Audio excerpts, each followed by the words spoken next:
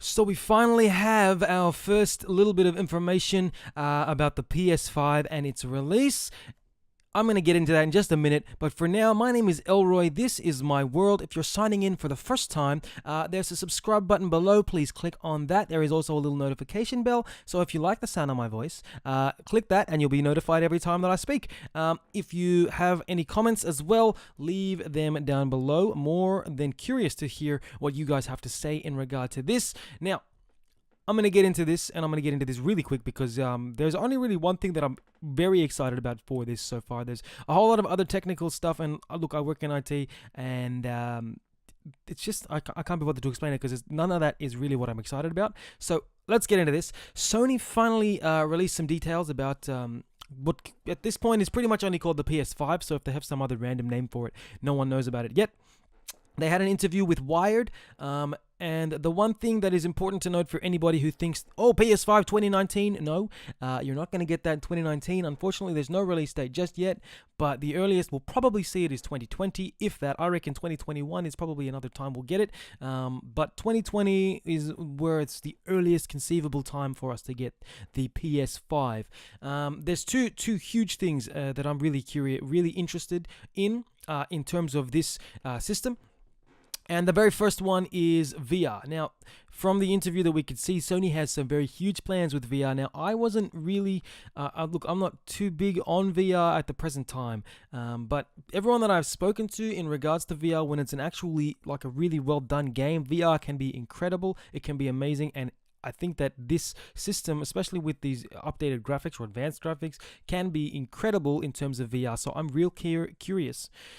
Can't speak properly when I'm excited. I'm really curious to see what the upgrades to VR will be and how much better it would be, how much better things will look. I think that this is the thing too, right? I feel like VR would work great with these horror style games. Now, I haven't played VR at all, not too much of it, but from what I've heard, VR is really immersive. So for these horror style games, I reckon VR would be incredible, and I think that if Sony was smart, that would be the push that I would make to introduce VR as for a more horror themed games. It'd be pretty epic, very immersive and very incredible. So definitely one of the things that I'm excited to see what's going to happen with the PS5.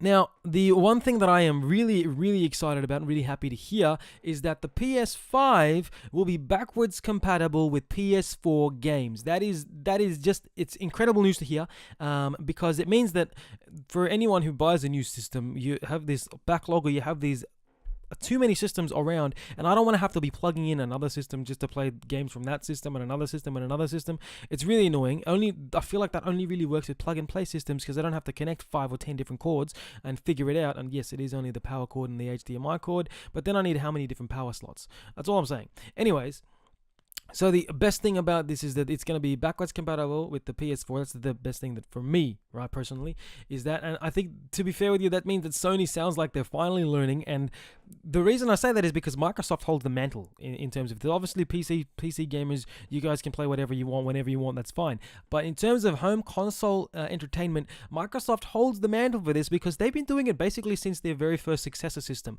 They had the Xbox 360, and that was able to play original Xbox games. But from what I understand, it was able to play all of them. But maybe I'm wrong in terms of that. Let me know down below. I could be wrong. Tell me which games the Xbox 360 could not play that were made for Xbox. That'd be awesome to hear down there.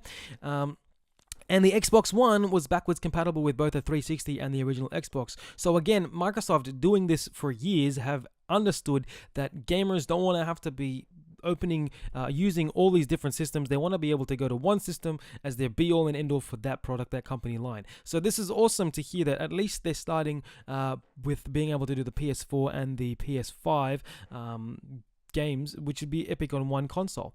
Now, from what I want to tell you at this point in time, all that I know is that there's no current price point, so it's probably going to be pretty expensive for us. Now, we did just see that the Xbox One S All Digital Edition is $250 for pretty much nothing. So going by that, if Sony doesn't learn from Microsoft's bumble or fumble with this system, I would say that the price point for this system is going to be between about $600 to $700 Australian. Now, for those of you in America, or if you want some sort of a comparison, that means it'll probably be between $430 American to $500 American, and that's pretty expensive. So I'm not sure how it's going to work just yet, but $600 to $700 Australian, that's pretty expensive for me personally. So I'm very curious just to see what will happen. I believe as well, from what I've read, there's going to be a 2 terabyte hard drive, which is a big increase, which is great. And I feel like because the game's going to be bigger, it's definitely going to need that 2 terabyte hard drive. But with that said, that's the information that I want to give you guys for the PS5. I'm going to leave a link down below for the article that I read. I read this on comicbook.com, and everyone's been pretty quick just to basically get this out there, so you've probably already heard a little bit about it, but I'll leave the article down below if you want to read it yourself just to see, because there are other things that I didn't even mention, and you may be more technical or more excited for those things than I am. Go check out the article down below, comicbook.com. Leave me a comment down below just to let me know if you're excited for the PS5, if you're happy with the PS4, or if you just want to move on. Anyways, guys, that is me for today. If you're signing in for the first time, again, please click that subscribe button. Please click that like button. Please click that notification bell. And finally, leave a comment down below. Have a great one, and I will see you in the next one.